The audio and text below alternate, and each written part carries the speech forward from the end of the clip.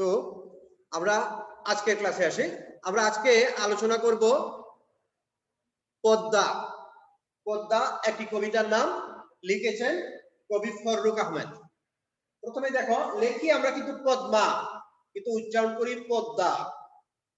প ওকা দো হর্ষ চিহ্ন আরেকটা দো চন্দ্রবিন্দু আকার, পদ্মা। তো পদ্মা একটা নদীর নাম, বাংলাদেশের প্রধান নদী পদ্মা, মেঘনা, যমুনা। এর মধ্যে পদ্মা নদী নিয়ে লেখা এই কবিতাটি লিখেছেন কবি ফররুক আহমেদ। ফররুক আহমদের কবিতায় যাওয়ার আগে আমরা একটু ফররুক আহমদ সম্পর্কে একটু করে জেনে নিব, তারপর আমরা মূল কবিতার আলোচনায় যাব। ফররুক আহমেদের জন্ম, ফররুক আহমদ, খেয়াল করবা ফররুক রর নিচে একটা হর্ষ চিহ্ন দিতে হবে, তারপর ফররুক, কেমন? তো ফররুক আহমেদের জন্ম 1918 খ্রিস্টাব্দে 10ই জুন মাগুরা জেলার মাঝ আইল গ্রামে। এগুলো থেকে অবজেক্টিভ হয়, এই জন্য প্রত্যেকটা শব্দ খেয়াল করতে হবে। জন্ম হচ্ছে আজকে থেকে 102-3 বছর আগে, কেমন? আর 10 জুন মাগুরা জেলার মাঝ আইল গ্রামে। পিতার নাম হাতেম আলী। কর্মজীবনে বিচিত্র পেশা অবলম্বন করেছেন তিনি, তবে শেষ পর্যন্ত দীর্ঘকাল চাকরিতে নিয়োজিত ছিলেন ঢাকা বেতারের স্টাফ রাইটার হিসাবে। ঢাকা বেতারের স্টাফ রাইটার ছিলেন ফররুক আহমেদ। 40-এর দশকে আবির্ভূত শক্তিমান কবিদের মধ্যে অন্যতম ফররুক আহমদ। 40-এর দশক বলতে 1940 থেকে 1950 সন পর্যন্ত সময়টাকে, বা 1940 থেকে 49 পর্যন্ত সময়কে বলা হয় 40-এর দশক। এই সময়ে ফররুক আহমদের প্রথম কাব্যগ্রন্থ ছিল সাত সাগরের মাঝি, প্রকাশিত হয় 1944 সালে। এরপর একে একে তার অনেক কাব্যগ্রন্থ, কাব্য নাটক মানে কবিতায় লেখা নাটক, কাহিনী কাব্য, কাহিনী কবিতায় লেখা কাহিনী প্রকাশিত হয়েছে। তার মূল বৈশিষ্ট্য ছিল ইসলামী ঐতিহ্যের পুনরুজ্জীবনে বিশ্বাসী ছিলেন, এবং তার কবিতায় প্রকাশ পেয়েছে ইসলামী আদর্শ ও জীবনবোধে। তার অন্যান্য গ্রন্থগুলোর মধ্যে রয়েছে কাব্যগ্রন্থ সিরাজুম মুনিরা, কাব্য নাটক হচ্ছে নৌফেল ও হাতেম, সনেট সংকলন, মুহূর্তের কবিতা, এবং কাহিনী কাব্য হচ্ছে হাতেম তাই। তিনি ছোটদের জন্য বেশ কিছু ছড়া এবং কবিতা লিখে গেছেন। সাহিত্য সংস্কৃতির স্বীকৃতি স্বরূপ তিনি বাংলা একাডেমি পুরস্কার, ইউনেস্কো পুরস্কার পেয়েছেন, এবং মরণোত্তর 21 পদকে ভূষিত হয়েছেন। মরণোত্তর মানে তার মৃত্যুর পরে তিনি যে পুরস্কার পেয়েছেন, এগুলোকে বলা হয় মরণোত্তর পুরস্কার। মরণোত্তর তিনি পেয়েছিলেন বাংলাদেশে 21 পদক, এবং 1974 খ্রিস্টাব্দে 19 অক্টোবর তিনি ঢাকায় মৃত্যুবরণ করেন। এবার আমরা যাই তার কবিতা। তাহলে এই কবিতাটি একটি সনেট। এই কবিতাটি প্রকাশিত হয়েছিল কাফেলা নামক কাব্যগ্রন্থে 1980-তে। তার মৃত্যুর পরে কিন্তু লিখেছেন তাহলে আরো আগে, আমরা ধরে নিতে পারি যে 74-এর আরো আগেই লেখা হয়েছিল। এবং কাফেলা নামক যে কাব্যগ্রন্থ, এই কাব্যগ্রন্থে সনেট ছিল 60টি সনেট ছিল এই কাব্যগ্রন্থে। এই 60টি সনেটের মধ্যে এটা ছিল 5 নম্বর সনেট। সনেটের নাম্বার ছিল, কবিতার নাম্বার ছিল 5। এবার ওই 5 নম্বর কবিতায়, এখানে যদিও কবিতার মধ্যে কোথাও পদ্মা শব্দটি নেই, কিন্তু কবিতার মূল বিষয় থেকে আমরা কবিতার নাম দেওয়া হয়েছে পদ্মা। এবার দেখো, আমরা কবিতাতে আমরা যাই, কবিতা পড়ে দেখি আমরা কবিতাতে আমরা কি পাচ্ছি বা কি বলছেন কবি এই কবিতায়। কেমন? অনেক ঘূর্ণিতে ঘুরে পেয়ে ঢের সমুদ্রের স্বাদ, জীবনের পথে পথে অভিজ্ঞতা খোঁড়ায় প্রচুর, কেঁপেছে তোমাকে দেখে জলদস্যু দুরন্ত হারমাদ। এখানে দেখো অনেক ঘূর্ণিতে ঘুরে, তাহলে নদীর পানিতে অনেক ঘূর্ণি, পেয়ে ঢের সমুদ্রের স্বাদ, অনেক বড় আকৃতির সমুদ্রের মতো, তাহলে সমুদ্রের স্বাদ পাওয়া যায়। সমুদ্র ভ্রমণের অভিজ্ঞতা যেরকম, এরকম এত বিশাল নদী, নদীতে ঘুরতে ঘুরতে যেন সমুদ্র ভ্রমণের অভিজ্ঞতা পাওয়া যায়। জীবনের পথে পথে অভিজ্ঞতা কুড়ায় প্রচুর, জীবনের পথে যে বিচিত্র অভিজ্ঞতা, যে বিচিত্র জীবনের অভিজ্ঞতা, নদীর চারপাশে যে বিচিত্র জীবন, এগুলো কুড়িয়ে কেঁপেছে তোমাকে দেখে জলদস্যু দুরন্ত হারমাদ। হারমাদ হচ্ছে পর্তুগিজ জলদস্যু, স্প্যানিশ শব্দ, আরমাদ থেকে এসেছে। তাহলে পদ্মা নদীকে দেখে জলদস্যুরা কেঁপে উঠেছেন। পদ্মা নদীর মধ্যে জলদস্যুর উপদ্রব এবং বঙ্গবন্ধুকেও একসময় জলদস্যুরা আক্রমণ করেছিল, সেই কাহিনীও আমরা জানি যে বঙ্গবন্ধুর যে অসমাপ্ত আত্মজীবনীতে সেই বিষয়টি উঠে এসেছে। এবং যখন জানলো যে ওখানে ওই নৌকার মধ্যে বঙ্গবন্ধু আছেন, তখন তারা ওখান থেকে চলে যায়, তাকে আর আক্রমণ করেনি। এই যে বিষয়গুলো, তাহলে পদ্মা নদীতে জলদস্যুর যে উপদ্রব ছিল, সেই বিষয়ে জলদস্যুরাও পদ্মা নদীকে কোনো কোনো সময় ভয় পেয়েছে, সেটা উঠে এসেছে এই কবিতার এই পংক্তিতে। এবার দেখো, স্বাদের সাথে হারমাত, প্রথম লাইনের শেষের সাথে তৃতীয় লাইনের শেষ মিল আছে, এটাকে বলা হয় অন্তমিল। আমরা জানি যে সনেটের মিল বন্ধন থাকে, তাহলে সাতকে যদি আমরা নাম দিই ক, তাহলে প্রচুর হবে খ, আর হারমাত হবে আবার ক। কেমন এই মিলটা আছে এখানে। আচ্ছা, তারপর দেখো,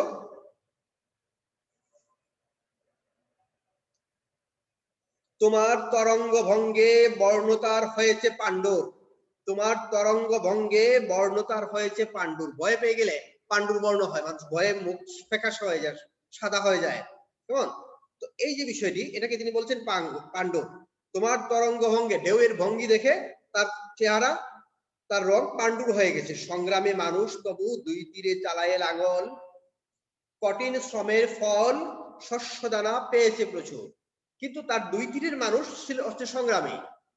নদীতে জলদস্যু পাণ্ডুর হয়ে গিয়েছে তার নদীর ঢেউ দেখে ভয় পেয়ে, কিন্তু তার দুই তীরের মানুষ এই ভয় দেখে ভয় পায়নি, তারা আরো সংগ্রামী হয়েছে। তারা সংগ্রাম করে দুই তীরে লাঙ্গল চালিয়ে কৃষিকাজ করেছে। কৃষিকাজ করার মধ্যে কঠিন শ্রম দিয়েছে এবং শ্রমের ফল পেয়েছে। কি ফল? শস্য দানা পেয়েছে প্রচুর। নদীর তীরে পলি জমে যে উর্বর সমভূমি, প্লাবন ভূমি গড়ে উঠেছে পদ্মার দুই তীরে, সেই প্লাবন ভূমিতেই গড়ে উঠেছে বাংলাদেশ। সুতরাং সেখানে তারা প্রচুর ফসল পেয়েছে। এখানে দেখো, প্রচুরের সাথে আগের লাইনের প্রচুর এর সাথে পরের লাইন এখানে এসে চতুর্থ লাইনে পাণ্ডুর এবং প্রচুর, এই মিল আছে। তাহলে এই দুটাকে আমরা দিব খ খ। এবার লাঙ্গলটা ল, এটা হয়ে যাবে গ, এটার পাশে আমরা লিখবো গ। তাহলে ক খ ক, এবার খ গ খ। এই পাণ্ডুর, প্রচুর, প্রচুর, এগুলোতে আমরা দিলাম খ। এবার দেখো পরের লাইনে এসে, উর্বর তোমার চরে ফলায়েছে পর্যাপ্ত ফসল। তোমার উর্বর চরে তারা প্রচুর ফসল ফলায়েছে। কারা? সেই সংগ্রামী মানুষগুলো। জীবন মৃত্যুর দ্বন্দ্বের নিঃসংশয় নির্ভীক জওয়ান, সবুজের সমারোহে জীবনের পেয়েছে সম্বল। তাহলে তারা কি করেছে? জীবনের সম্বল খুঁজে পেয়েছে। কিভাবে? তারা জীবন মৃত্যুর দ্বন্দ্বে সংশয় হয় নাই, তারা নিঃসংশয়ে, তারা নির্ভীক জওয়ানের মতো কাজ করেছে। এই কারণে বর্ষায় তোমার স্রোতে গেছে বেশে সাজানো বাগান। সেই চরে যে ফসল ফলিয়েছে, বাগান করেছে, কিন্তু বর্ষার স্রোতে সেই সাজানো বাগান ভেসে গিয়েছে। অসংখ্য জীবন আর জীবনের অজস্র সম্ভার, অসংখ্য জীবনও ভেসে গিয়েছে, অনেক মানুষ ডুবে গিয়েছে প্লাবনে, বন্যায়, অনেক মানুষ মারা গিয়েছে। হে নদী, জেগেছে তবু পরিপূর্ণ আহ্বান। তবু মানুষ ভয় পেয়ে নাই, হ্যাঁ, তবু মানুষ আহ্বান শুনেছে, আহ্বান জেগে উঠেছে। কি? মৃত জড়তার বুকে খুলেছে মুক্তির স্বর্ণদ্বার, তোমার সুতীব্র গতি, তোমার প্রদীপ্ত শ্রুতধারা। এখানে শ্রুতধারা না দিয়ে শ্রুতধার দিলেই হতো, কেমন? স্বর্ণদ্বারের সাথে শ্রুতধার আকারটা না দিলেও চলতো, কেমন, এবং মিলতো ভালো। তো মৃত জড়তার বুকে খুলেছে মুক্তির স্বর্ণদ্বার, সোনার দুয়ার খুলে গিয়েছে যেন। পদ্মা নদীর যে গতি, জীবন, মানুষ স্থবির হয় নাই, নদীর গতির সাথে যে গতি, স্রোতধারা, স্রোতের যে গতি এবং প্রবহমানতা, প্রবহমান নদীর স্রোতধারার সাথে মানুষের যে জড়তা, সেই জড়তা কেটে গিয়েছে। মানুষ সপ্রাণ হয়ে গেছে, হ্যাঁ, প্রাণচঞ্চল হয়ে গেছে, সজীব হয়ে উঠেছে। তোমার সুতীব্র গতি, তোমার যে গতির তীব্রতা, গতির তীব্রতা তোমার প্রদীপ্ত স্রোত দ্বারা, নদীর স্রোত দ্বারার কারণে। তাহলে এখানে নদীর নাম কিন্তু নেই, তুমি বলে বলেছেন, কিন্তু আমরা বুঝছি যে সেই তুমিটা হচ্ছে একটি নদী, এবং সেই নদী যে বাংলাদেশের প্রধান স্রোতধারা, সেটাই প্রধান স্রোতধারা বা প্রধান নদী পদ্মা, সেটাই বুঝিয়েছেন। এই কারণে এই কবিতাটির নাম আমরা দিয়ে দেওয়া হয়েছে পদ্মা। তাহলে পদ্মা নদী একদিকে যে হারমাদস্যুদের আতঙ্কের নাম। আরেকদিকে এই নদী থেকে আমরা বিচিত্র স্বাদ পেয়েছি। এই নদীর দুই তীরে সংগ্রামী মানুষ তাদের সংগ্রামী জীবন গঠন করেছেন, প্রতিরোধ করেছেন এবং তারা ফসল ফলিয়েছেন। এই নদীর পলি থেকে আমাদের নদীর তীরবর্তী মানুষ ভূমিটা উর্বর হয়ে উঠেছে, সবুজের সমারোহ হয়ে উঠেছে এবং এই নদীর গতি থেকে মানুষ পেয়েছে প্রদীপ্ত মুক্তির স্বর্ণদ্বার, পেয়েছে সুদীপ্ত গতি এবং পেয়েছে প্রবহমানতা বা সামনের দিকে এগিয়ে যাওয়ার, যেটা আমরা স্পিড বা গতি বলি, সেই গতি। এটা হচ্ছে এই কবিতার মূল কথা। এবার এটি একটি সনেট। সনেট আমরা জানি সনেটের বাংলা নাম করেছিলেন মাইকেল মধুসূদন দত্ত। চতুর্দশপদী কবিতা, বাংলা সাহিত্যে প্রথম চতুর্দশপদী কবিতা লিখেন মাইকেল মধুসূদন দত্ত। তারপর রবীন্দ্রনাথ থেকে শুরু করে অনেকেই লিখেছেন, ফরুক আহমদও কিছু সনেট লিখেছিলেন। তার সনেট সংকলন হচ্ছে মুহূর্তের কবিতা। এবং এই যে কাফেলা, এটি তার সনেট গ্রন্থ এবং এই কাফেলা গ্রন্থ থেকে এই সনেটটি নেওয়া হয়েছে। তাহলে এটি একটি সনেট। তবে সনেটের মিলবন্ধন দেখো, তোমাদের দেখো কবিতাটির মিল বিন্যাস ক খ ক, তাহলে এই স্বাদের পাশে লেখো ক, আদ, তারপর প্রচুর মিল নাই এই জন্য খ, তারপর আবার হারমাদ, স্বাদের স্বাদ হারমাদ মিল আছে এই জন্য ক, তারপর পাণ্ডব ওই যে প্রচুরের সাথে মিল এই জন্য খ, লাঙ্গল কোনোটার সাথে মিল নেই, ক খর সাথে মিল নেই, এবার গ, আবার প্রচুর ওটা মিল আছে আগের সাথে খ, এবার ফসল লাঙ্গলের সাথে ফসলের মিল আছে এই জন্য গ, যাওয়ার মিল নেই এটার নাম দিয়েছি ঘ, আবার সম্বল গ, আবার বাগান ওটা হচ্ছে ঘ, সোমবার ওটা আগের সাথে মিল নাই এই জন্য উ, তারপর আহ্বান ঘ, তারপর সোমবারের সাথে স্বর্ণদ্বার আর শ্রুতধার, এটা শ্রুতধারা হলে মিলছে না, শ্রুতধার হলে স্বর্ণদ্বার শ্রুতধার উ মিলবে। কেমন? এই হচ্ছে এই কবিতার মিল বিন্যাস। আচ্ছা, এবার আমরা দেখি পদ্মাকে দেখে কেঁপে উঠেছে কে? নির্ভীক জোয়ান সংগ্রামী মানুষ, দুরন্ত হারমাদ, প্রদীপ্ত শ্রুত দ্বারা। কে পারবা বলো? স্যার দুরন্ত হারমাদ। হারমাদ, দুরন্ত মানে অন্ত যার অনেক দূর, সেটা হলো দুরন্ত। হারমাদ হচ্ছে যে পর্তুগিজ জলদস্যুদের হারমাদ বলা হতো, ওরা সাগর পথে মানুষকে লুণ্ঠন করতো, লুটপাট করতো, হারমাদ। জীবনের পথে পথে অভিজ্ঞতা কুড়ায় প্রচুর, কাদের বলা হয়েছে? জলদস্যু, সংগ্রামী চাষী, নির্ভীক জোয়ান, পদ্মা তীরের মানুষ। কোনটা? জীবনের পথে পথে কুড়ায় প্রচুর।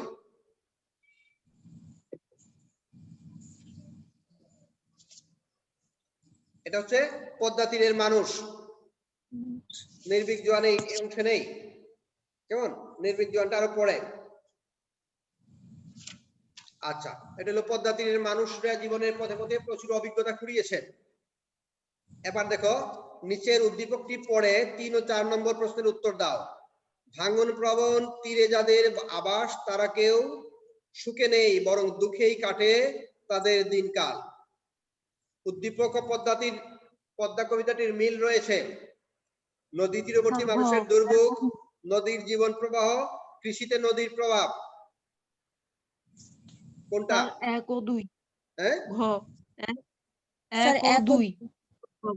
1 ও নদীর জীবন প্রবাহ।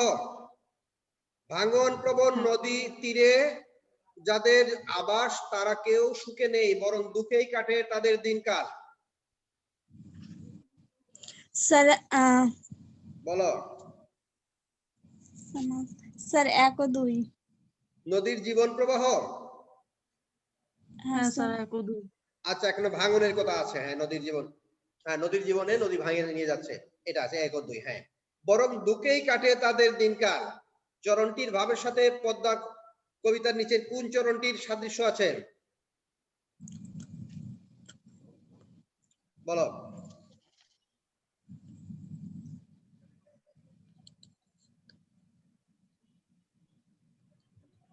চার নাম্বার বলো। ঘ মনে হচ্ছে মিত্র। হ্যাঁ, ভুল বলো, ভুলগুলো বলো। আমরা ভুলগুলো যে নয় সেটা আমরা দেখিয়ে দেব। তোমার স্রোতে গেছে ভেসে সাজানো বাগান। হ্যাঁ, দেখো তোমার তরঙ্গ ভঙ্গে বর্ণে হয়েছে, তার হয়েছে পাণ্ডুর, এটা পদ্মার মানুষের নাম, এটা হলো দস্যুদের। মৃত জড়তার বুকে খুলেছে মুক্তির স্বর্ণদ্বার, এটা আশাবাদ। সবুজের সমারোহ, এটাও আশাবাদ। বর্ষায় তোমার স্রোতে গেছে ভেসে সাজানো বাগান, অনেক বাগান বর্ষার পদ্মার স্রোতে ভেসে গিয়েছে, সেই ছবিটা উঠে এসেছে এখানে। হ্যাঁ, তারপর সৃজনশীল। প্রমত্তা পদ্মার সর্বগ্রাসী রূপ নিয়ে বিখ্যাত শিল্পী আব্দুল আলিমের সর্বনাশা পদ্মা নামে বহুল প্রচলিত একটি গান রয়েছে। নদী তীরবর্তী মানুষের হাহাকার ভরা দীর্ঘশ্বাস গানটিতে ফুটে উঠেছে। সর্বনাশা পদ্মা নদীরে, সেই গানটি। পদ্মারে তোর তুফান দেইকা পরাণ কাপে ডরে, ফেইলা আমায় মারিস না তোর সর্বনাশা ঝড়ে। এবার জীবন মৃত্যুর দ্বন্দ্বের নিঃসংশয় কারা? স্যার নির্ভীক জোয়ান। স্যার নির্ভীক জোয়ান। পদ্মা তীরের নির্ভীক জওয়ানরা। কেমন? মৃত জড়তার বুকে খুলেছে মুক্তির স্বর্ণদ্বার। মৃত জড়তার বুকে খুলেছে মুক্তির স্বর্ণদ্বার বলতে কি বোঝানো হয়েছে? দেখো পদ্মার ওটা শব্দার্থটি কেটে দেয়া আছে, তাহলে আমরা বলবো ফররুক আহমদের পদ্মা নদীর মাঝি, ফররুক আহমদের পদ্মা কবিতায় পদ্মার তীব্র গতি মানুষের জীবন প্রবাহের গতির স্তব্ধতার বুকে এনে দেয় মুক্তির স্পন্দন।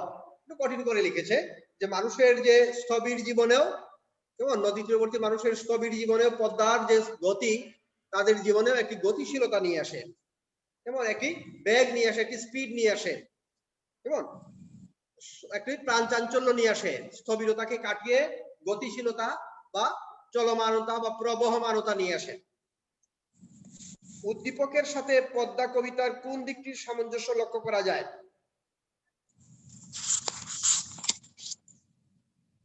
বলো, কে বলবা? উদ্দীপকে পদ্মা কবিতার কোন দিকটা ফুটে উঠে এসেছে? স্যার নদীর তীরবর্তী মানুষের দুর্ভোগ। নদীর তীরবর্তী মানুষের দুর্ভোগ কষ্টের দিকটা ফুটে উঠেছে। এই যে কেমন বর্ষার স্রোতে ভেসে নিয়ে যায়, তারপর প্লাবনে বন্যা হয়, পদ্মার তীরে নদী ভাঙন হয়, নদী ভাঙনে মানুষ যে বিপন্ন হয়, সেই বিষয়টি উদ্দীপকে এই এতে পদ্মার কবিতা সেই দিকটি উঠে এসেছে, ভয়াল দিকটি, এমনকি ইয়েরা পাণ্ডুর হয়ে যায়, কেমন নানা বিষয়টি। কিন্তু উদ্দীপকটি পদ্মা কবিতার আংশিক রূপায়ণ মাত্র। উক্তিটি বিশ্লেষণ করো। তাই আমরা বলবো কি, হ্যাঁ, যে পদ্মা কবিতা কেবল পদ্মার নেতিবাচক দিক নয়, উদ্দীপকের নেতিবাচক দিকটি উঠে এসেছে, কিন্তু পদ্মার অনেক ইতিবাচক দিক আছে, কেমন ভালো দিক আছে। ভালো দিকগুলো কি? যে পদ্মাকে দেখে জলদস্যুরাও ভয় পায়, কেমন পদ্মা মানুষের জীবনে গতিশীলতা নিয়ে আসে, মানুষকে দুরন্ত করে নির্ভীক জওয়ানরা, কেমন তাকে দেখে কি জীবন মৃত্যু সম্পর্কে নিঃশংস হয়ে ওঠে, তার দুই তীরের সবুজের সমারোহ তৈরি হয়, কেমন অজস্র জীবন সম্ভার জেগে ওঠে, সেই নদী আহ্বান জানায় এবং মুক্তির স্বর্ণদ্বার খুলে দেয়, ইত্যাদি ইত্যাদি, যে অনেকগুলো কথাই আমরা সেখান থেকে তুলে আনতে পারবো। এই তো, আচ্ছা, আর কারো কোনো সমস্যা কোনো বাক্যে বুঝে না আছে নাকি? দেখো এই কবিতায়